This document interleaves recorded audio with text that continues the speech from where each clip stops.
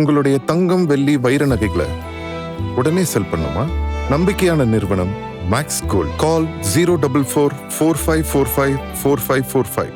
Maths Gold, cash for gold.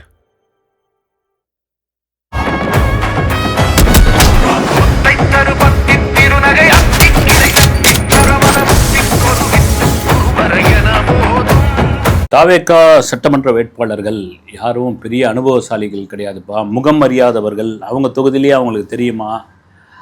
இவங்கெல்லாம் யார் என்னென்ன தொகுதி மக்கள் கேட்பாங்களே. பெரிய அரசியல் அனுபவம் நிச்சயமாக. அந்த அரசியல் அனுபவம் வந்து கட்சி ஆரம்பித்து 3வது வருஷம் தான் ஆகுது. இவங்களுக்கு இருக்கல எல்லாருமே 234 பேரில் கிட்டத்தட்ட 99% வந்து முதல் தேர்தலை சந்திக்கிறவங்க. அதுக்கு தான் விஜய் சொல்லியிருக்காரு, இவங்க வேட்பாளர்கள் கிடையாது, எல்லை காப்பாளர்கள். ஏன்னா இந்த விமர்சனம் வரும்போது அதை விஜயே வந்து தெளிவுபடுத்திருக்காரு. ஆமாங்க, புதுசாக தான் வந்திருக்காங்க, முதல் முறையாக இப்போ தான் களம் காண போகிறாங்க, உங்களுக்கு நல்லது பண்ணணும்னு வந்திருக்காங்க, புது ரத்தம், புது நம்பிக்கை, தலைவருக்கு கட்டுப்படுறவங்க, தலைமைக்கு கட்டுப்படுறவங்க. நான் சொன்னால் அதை ஏற்றுப்பாங்க.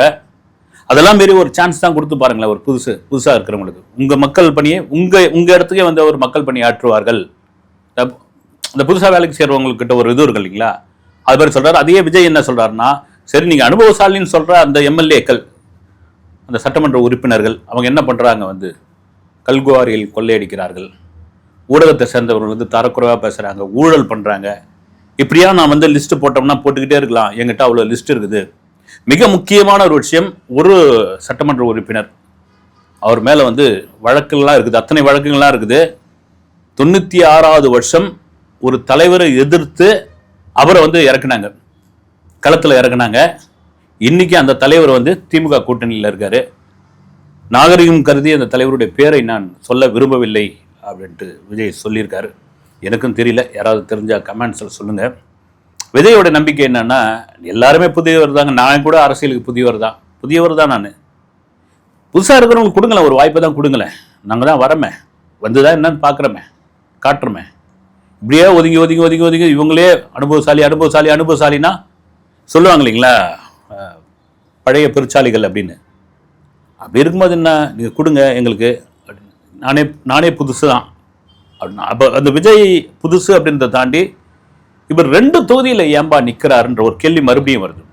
இது சில அரசியல் வல்லுநர்கள் என்ன சொல்கிறாங்கன்னா, பயங்கர கான்ஃபிடென்ட்டாக ஒரு தொகுதியிலே நிற்கலாமே விஜய் வந்து, திரும்ப ஒரே தொகுதியில் நான் அடிச்சு தூள் கிளப்புறையா, பார்த்துடலாம், என்ன ஆகுதோ ஆகட்டும் அப்படின்னு ஒருத்தர் வந்து ஒரு தரப்பினர். இன்னொரு தரப்பினர் முதல் முறையாக களம் காணுகிறார், அவர் மேலே அவ்வளோ காண்டில் இருக்காங்க, அவ்வளோ வன்மத்தில் இருக்காங்க, போகிற இடமெல்லாம் வந்து அவருக்கான பிரச்சனைகள் தன்னால் சேருது. அப்போ 2 தொகுதிக்கு ஒரு சேஃப்டி தான். 2 தொகுதி அப்படின்னா 2த்திலே வெற்றி பெற்றா ஒரு தொகுதி இடைத்தேர்தல் தான். இடைத்தேர்தல் ஒரு தேவையில்லாத செலவு தானே அப்படின்னு நீங்கள் பிரதமர் நரேந்திர மோடி, ராகுல் காந்தி, இப்படி இந்திய அரசியலில் நம்ம திரும்ப சொல்லிக்கிட்டு போகலாம். மறைந்த செல்வி ஜெயலலிதா அவர்கள் ஒரு எலெக்ஷனில் பர்கூர்லேயே நின்னாங்க, காங்கேயத்தில் நின்னாங்க, 2த்துல வெற்றி பெற்றாங்க. அப்புறமா காங்கேயத்தில் ராஜினாமா பண்ணிட்டு இடைத்தேர்தல் வந்தது. ஆரம் வீரப்பன் அவர்களுக்கு வந்து வேட்பாளராக அங்கே போட்டிருந்தாங்க. வந்து இது ரைட்டு தானே வந்து. சரி, ஒரு பக்கம் வந்து பெரம்பூர், இன்னொரு பக்கம் வந்து திருச்சி கிழக்கு. இந்த 2 பேரையும் வந்து விஜய் சொன்னார். வந்து பெரம்பூர் சி ஜோசப் விஜய் அப்படின்னு சொன்ன உடனே அரங்கமே அப்படி கைத்தட்ட ஆரம்பிச்சிருது. எப்போ உங்களை தான்மா நாங்கள் மைய வேட்பாளராக, உங்களை தான் வந்து நாங்கள் முக்கிய வேட்பாளராக, உங்களைத்தான் நாங்கள் முதன்மை வேட்பாளராக பார்க்குறோம் அப்படின்னு. திருச்சி கிழக்கு சி ஜோசப் விஜய் அப்படின்னு சொன்ன உடனே மறுபடியும் அரங்கம் நிறைந்த கைத்தட்டல். இந்த 2 தொகுதிக்குமான செல்வாக்கு எப்படி இருக்குது? இந்த 2 தொகுதியில் இருக்கிற வேட்பாளர்கள், மற்ற கட்சி வேட்பாளர்கள் ஸ்ட்ராங்காக இருக்காங்களா? விஜய்க்கு டஃப் கொடுப்பாங்களா? விஜய் வந்து இவங்க கிட்ட தாக்கு பிடிப்பாரா? விஜய்க்கான செல்வாக்கு இந்த 2 தொகுதியில் எப்படி இருக்கும் அப்படின்னு. ஏன்னா காலகாலமாக நம்ம திரும்ப சொல்கிறது என்னென்னா, சென்னை என்பது திமுகவுடைய கோட்டை. இது எம்ஜிஆர் காலத்திலே இருக்குது. சென்னையை வந்து திமுகவை தவிர மக்கள் யாருக்கும் விட்டு கொடுக்க மாட்டாங்கப்பா. அப்படி ஒரு சென்னை வந்து திமுகவுடைய கோட்டை. அந்த கோட்டைக்குள் தாவேகா புகுந்திருக்கிறது. அந்த கோட்டையை கைப்பற்ற தாவேகா இந்த வாட்டி முயற்சி பண்ணுகிறது. அதனால தான் ஆரம்பத்தில் வேளச்சேரியில் வந்து இவருக்கு வெற்றி வாய்ப்பு ரொம்ப ஈஸியாக இருக்குது விஜய்க்கு. சோழிங்கநல்லூர்லேயும் அப்படி இருக்குது. சோழிங்கநல்லூரில் வேளச்சேரி பிரமாதமாக இருக்குது. ஆனால் பெரம்பூரை ஏன் தேர்ந்தெடுத்தாருன்னு ஆளாளுக்கு நம்ம கூட ஒரு வீடியோவில் பேசியிருந்தோம். ஏன்னா தொழிலாளர்கள் அதிகம் உள்ள தொகுதி அது, வியாபாரிகள் அதிகம் உள்ள தொகுதி அது, பட்டியலினத்து மக்கள் அதிகம் உள்ள பெரும்பான்மையாக உள்ள தொகுதி அது, உழைக்கும் மக்கள் அதிகம் உள்ள தொகுதி அது, ரொம்ப நெருக்கடியான தொகுதி. வடசென்னையுடைய முகம் வந்து வேறொரு களமாக பார்க்கப்படுகிறது, வேறொரு கோணமா. அது அப்படி கிடையாது, வடசென்னை அப்படி கிடையாது.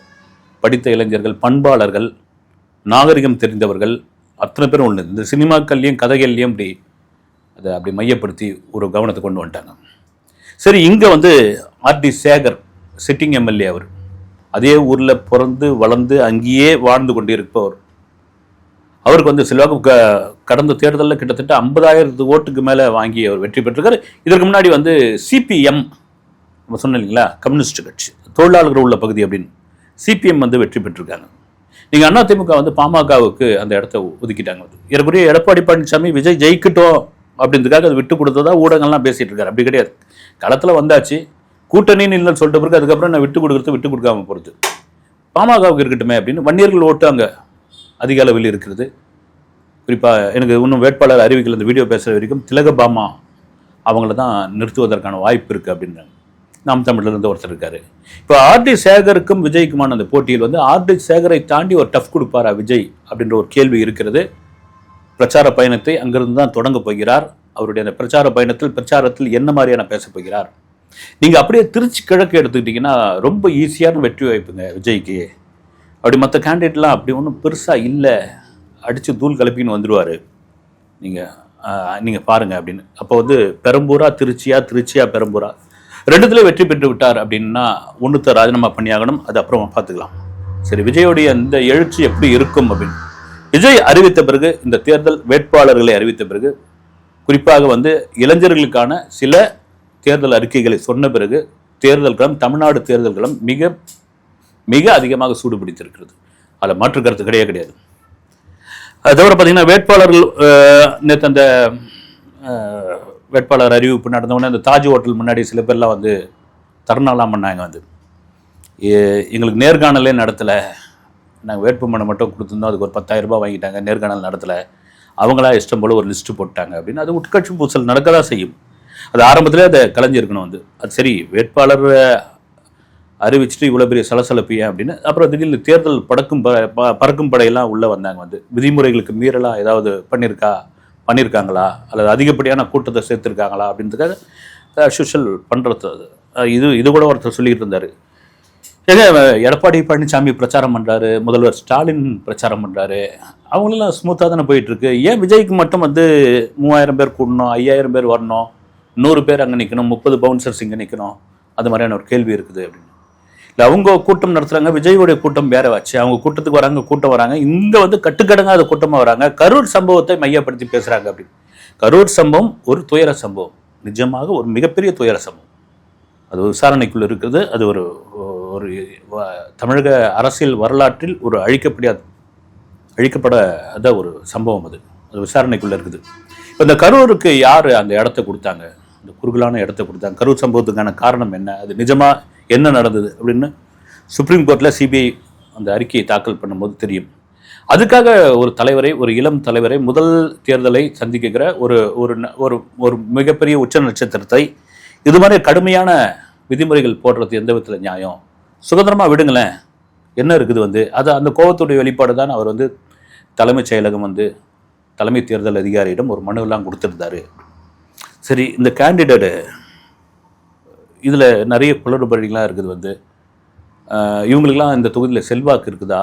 இப்போ குறிப்பாக நடிகர் ஸ்ரீநாத், விஜயோடைய நண்பர், நடிகர், இயக்குனர், இவருக்கு என்னப்பா தூத்துக்குடி கொடுத்துருக்கீங்க? தூத்துக்குடிக்கும் இவருக்கும் என்ன சம்பந்தம்? வந்து இவர் சென்னையில் தானே அதிகமாக பார்த்துருக்காங்க, தூத்துக்குடியில் இவருக்கு அப்படியேப்பட்ட வாய்ப்பு இருக்குதா? சில இடங்களில் இப்போ பார்த்தீங்கன்னா மத்திய மதுரையில் பிடிஆர் அங்கே நிற்கிறாரு. அப்புறமா சுந்தர் சி புதிய நீதி கட்சியில், அதிமுக கூட்டணியில் புதிய நீதி கட்சி. இப்போ ஒரே ஜாதி இதுவாக இப்போ சினிமாவில் பார்த்தீங்கன்னா பார்த்திபன் போய் நான் நாயுடுன்னு பேசிகிட்டு இருக்காரு. சுந்தர் சி என்ன பண்ணுறாரு, சிதம்பரனார் பிள்ளையோட பேர், அதனால தான் எனக்கு சுந்தர்னு வச்சாங்க அப்படின்னு அவர் பிள்ளைமாரை உள்ளே கொண்டு வராரு.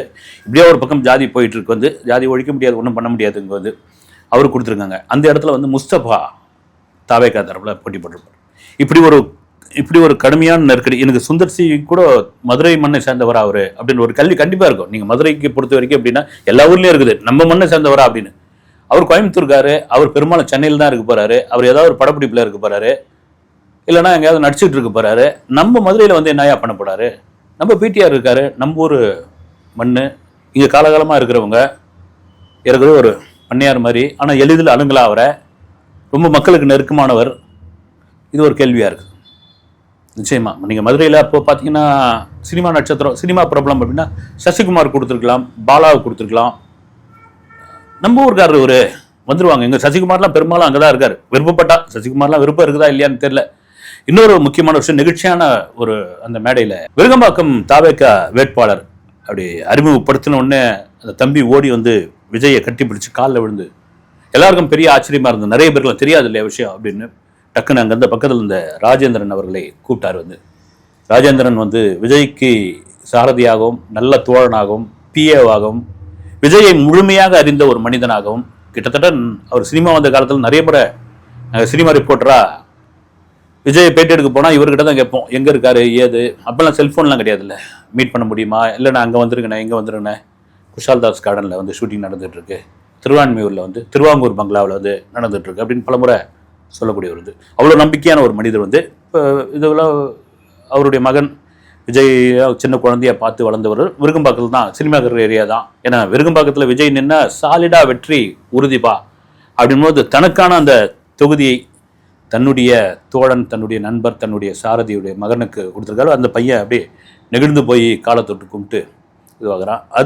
இதுதான் தன்னுடன் இருப்பவர்களை அரவணைச்சு செல்றது, தன்னுடன் இருப்பவர்களை அடுத்த லெவலுக்கு கொண்டு போய் நிறுத்துறது. இது எல்லா துறையிலையும் வந்து அதுதான் ஒரு தலைமைக்கான ஒரு விஷயத்தை கொண்டு வந்து சேர்க்கும்.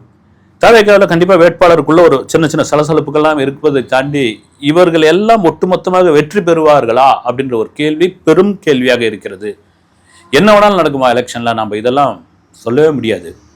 இங்கே கருத்து கணிப்பு, அந்த கணிப்பு, இந்த கணிப்பு, அப்புறம் மக்களுடைய மனநிலை, அதெல்லாம் ஒன்றும் சொல்ல முடியாது, பார்த்துக்கலாம் அப்படின்னு. ஒரு பக்கம் அதிமுக கூட்டணி, இன்னொரு பக்கம் திமுகவில் நம்ம போன வாட்டியே சொன்ன மாதிரி 60 புதுமுகங்களை உள்ளே இறக்கியிருக்காங்க. பழைய பெரும் தலைகளுக்கெல்லாம் சீட்டு இல்லைன்ட்டாங்க. கிட்டத்தட்ட தாம்பரம் எம்எல்ஏ SR ராஜாவுக்கெல்லாம் ஏன் சீட்டு கொடுக்கல நீங்கள் அப்படின்னு சொல்லி அவருடைய ஆதரவாளர்கள்லாம் போய் TR பாலு அவர்களிடம் போயிட்டு கடுமையான வாக்குவாதம், ஊடகங்கள்லாம் வந்தது. அவர் உடனே கோபமாக இந்த அழுது சீன் போடுறவெல்லாம் வச்சுக்காத, கிட்டத்தட்ட முதல்வர் வந்து 3-4 நாளாக தூங்காமல் இந்த வேட்பாளர் பட்டியலை தயார் பண்ணியிருக்காரு. யாருக்கு கொடுக்கணும் கொடுக்கக்கூடாதுன்னு அவர் முடிவு பண்ணி வச்சிருக்காரு. நீங்கள் போங்க அப்படின்னு அனுப்பிச்சு வைக்கிறார். வந்து அது மாதிரி உட்கட்சி பூசல் வளர்ந்த கட்சியில் இருக்கும். வெற்றி அப்படின்ற ஒரு விஷயம் இது கொஞ்சம் டஃப்பானது தான். விஜயே சொல்ல பேசினார் வந்து 4 முனை போட்டி, 5 முனை போட்டி, எந்த போட்டி வேணாலும் வரட்டுங்க, நாங்கள் தாங்க வெற்றிக்கான ஒரு சின்னமாக இருக்க போகிறோம், அதில் மாற்றுக்கிறது கிடையாது அப்படின்னு பெருநம்பிக்கையாக அவர்கள் இருக்கிறார்கள். இப்போ அந்த வேட்பாளர் அறிமுகப்படுத்தும் போது கரூர் மதியழகன் அப்படின்னு சொல்லும்பொழுது அரங்கமே பெருமளவில் கைத்தட்டினாங்க வந்து. ஏன்னா கரூர் சம்பவத்தில் விஜய்க்கு எந்த அளவுக்கு வந்து விஜய் தனிப்பட்ட முறையில் பாதிக்கப்பட்டாரோ, விஜய் ட்ரோல் செய்யப்பட்டார், விஜய் மீதான பழிகள், விஜய் மீதான விமர்சனங்கள் எப்படி வந்ததோ அதே போல் சட்ட ரீதியாகவும் மதியழகன் பல பிரச்சனைகளை சந்திச்சார்னு தாவேக்கா தரப்பில் விஜயே கூட சொல்லியிருக்கார் வந்து. அப்படி வந்தோடனே அந்த கரூர் கூட்டத்தை ஏற்பாடு பண்ணது அவர் தான், மாவட்ட செயலாளர், அவருக்கு இந்த சீட்டு தந்திருக்காங்கன்னு அரங்கம் அப்படி இதுவாச்சு. எங்களுக்கும் டிஎம்கேக்கு தான் போட்டி, விஜய்க்கும் ஸ்டாலின் சாருக்கு தான், வேறு யாரும் கிடையாது அப்படின் பொழுது அதை எடப்பாடி பழனிசாமி அவர்கள் கேட்டபோது விஜய் சொன்னால் சொல்லி மாட்டோமே அப்படின்னு. அதாங்க அவருடைய ஸ்டைல் வந்து, சொன்னால் சொல்லி மாட்டோமே, என்ன இருக்குது சொல்லிட்டோம், நாங்கள் களத்தில் இருக்கிறோம், எங்களுக்கு தெரியும் என்னன்னு அவர் சொல்கிறாரு. ஓகே, இதான் அரசியல். அதுக்கு ஒரு எதிர்மணியான பேசி அது விவாதமாகி அதுக்கு ஒரு டிபேட் வச்சு அதுக்கு ஒரு போர்க்களமாகி அதுக்கெல்லாம் நேரம் இல்லை சாமி. இப்போ வந்துடுச்சு, ஒரு 22-23 நாள் தான் இருக்குது. களத்தில் இறங்கி ஓடிக்கிட்டு இருக்காங்க, வெயில் வேற கொளுத்திக்கிட்டு இருக்குது, பாடாப்படுத்திக்கிட்டு இருக்குது. பாருங்க, விஜய் கூட நிபந்தனைகள்லாம் போட்டிருக்காங்க. பெரம்பூரில் எப்படி பேசணும், நீங்கள் மற்ற இதில் எப்படி பேசணும், எவ்வளோ பேர் வரணும், கிட்டத்தட்ட 100 பேர் தான் அனுமதின்றாங்க. வந்து பொது சொத்துக்களை வந்து சேதம் பண்ணிடக்கூடாது, வந்து இந்த பாயிண்ட்லாம் தான் நிற்கணும், குறிப்பிட்ட நேரத்துக்குள்ளே அந்த பாயிண்ட்டுக்குள்ளே வந்தாங்கணும், குறிப்பிட்ட நேரத்தை தாண்டி நீங்கள் வரக்கூடாது, கரெக்டாக 2 மணி நேரம் தான் அந்த பாயிண்டில் நீங்கள் நிற்கணும். இது மாதிரி அடுக்கடுக்கான நிபந்தனைகள் கண்டிப்பாக. ஏன்னா இது விஜய் மேலே உள்ள வன்மம், விஜய் மீது உள்ள காழ்ப்புணர்ச்சி, விஜய் வந்து இவர்களுடைய வெற்றி வாய்ப்பெல்லாம் வந்து தட்டி பறிக்க போகிறார்ன்ற ஒரு கோபம், ஒரு காண்டு, இதெல்லாம் சொன்னால் கூட கட்டுக்கடங்காத கூட்டம் விஜய் பார்ப்பதற்காக. இன்னைக்கு என்னதான் சோஷியல் மீடியா வளர்ந்துருக்கோ, யூடியூப் சேனல்கள், அது இது லொட்டு லொஸ்க்கு அவர் பேசுகிறதெல்லாம் இன்றைக்கெல்லாம் பார்த்தீங்கன்னா அவ்வளோ லைவில் போட்டு எல்லா சேனலும் போட்டு அடித்தா கூட நான் வந்து நேரில் பார்க்கணும்பா, அவர் பேசுறது நான் அங்கேருந்து இது பண்ணணும், அப்படின்போது சென்னையிலிருந்து அவருடைய பயணம் தொடங்கி இருக்கிறது. இன்னும் தமிழ்நாடு முழுக்க 234 தொகுதிக்கும் விஜய் எப்படி தன்னுடைய பிரச்சார பயணத்தை தொடர்வார், இந்த வேட்பாளர்கள் களத்தில் எப்படி பணியாற்றப் போகிறார்கள், இந்த வேட்பாளர்கள் களத்தில் எப்படியாப்பட்ட செல்வாக்கு இருக்க போகிறது, பொதுவாக இந்த பூத் கமிட்டி அதில் எப்படி இவர்களுடைய களப்பணியாற்றல் இருக்க போகிறது. மே 4ஆம் தேதி மொத்தமாக ரிசல்ட் தெரிஞ்சு போயிடும். 23ஆம் தேதி வாக்குப்பதிவு. அந்த வாக்குப்பதிவு மக்களுடைய மனநிலை எப்படி இருக்க போகிறது, அதுதான் மிக முக்கியமான ஒரு விஷயம். அடுத்த வீடியோவில் சந்திக்கிறேன். நன்றி.